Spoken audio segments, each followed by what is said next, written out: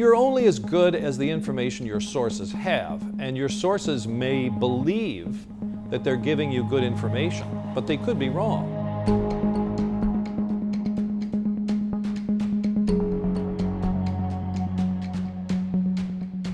Pete Williams has been working his sources all day. Our justice correspondent, Pete Williams. Pete Williams joins us now from Washington. Pete Williams now. If you're covering, for example, a crime that's happened, a mass shooting or a bombing, one of the first questions is who did it? And you'll start to get maybe a lead on a name. Now that's an especially sensitive time. It's not very good journalism or very wise legally to give the wrong name. We want to talk to many people in different law enforcement agencies, not just 3 guys at the FBI, not just 4 people at NYPD, but somebody from the FBI, somebody from the ATF, somebody from NYPD, because there's always a danger that there's an old expression that you will meet yourself coming around the block. You'll end up talking to a small closed loop of people who are all sharing the same information. You need to spread the verification out among different agencies so that you know that the information is coming from different places. There was a shooting here at the Washington Naval Yard several years ago. Breaking news right now, security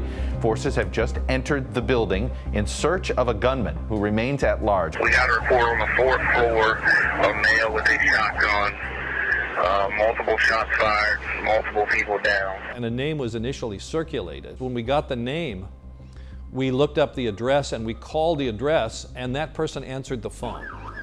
And that told us, well, guess what? That's not the person who's shooting up the Navy Yard. And what happened is the person who shot up the Navy Yard had taken his brother's driver's license and put it in his pocket. So when the police came across him, they took the wallet out of his pocket and found the ID card, circulated that name within law enforcement, but it was the wrong name. Verification is very important. Know which of your sources you can trust. Which are the ones that are in the know? Which are the ones who are careful? Which are the ones who get that you need information that you can take to the bank? And then be scrupulously fair and honest with them. Don't reveal them if you promise not to. Don't put information in your story that would allow someone to figure out who they are. I remember the day of the shooting at the congressional baseball game. I got a tip from someone that the gunman himself had been shot and killed. I had it from what I thought was a very dependable source, but I had it from only one source. And my gut told me that that source was correct. But I didn't go with the information because when I called another agency to get confirmation, a person that I trust said, I haven't heard that. So I held off. A half hour later, the president came on and announced. And the assailant has now died. So the information was correct, but I didn't go with it because I wasn't comfortable that I had 2 sources, even though my gut told me it was correct. But still, that's not good enough. I think the easiest relationship is when you have something that you have developed over a long period of time. And how do you do that? Well, the first thing is they're going to judge you by how you cover them. And I think good people in those positions realize that sometimes you're going to write critical stories. And so the question is, will you be fair? Will you give them their due?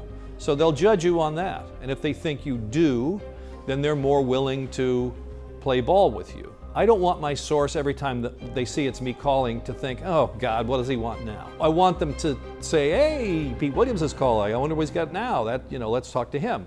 Movement in the investigation into the terrorist bombing at the finish line of the Boston Marathon. Let's go to our justice correspondent, Pete Williams in Washington. I remember 2 days after the Boston Marathon bombing, it was a Wednesday, I was sitting at my desk and I got a call saying, you have to come out to the camera right now. Why?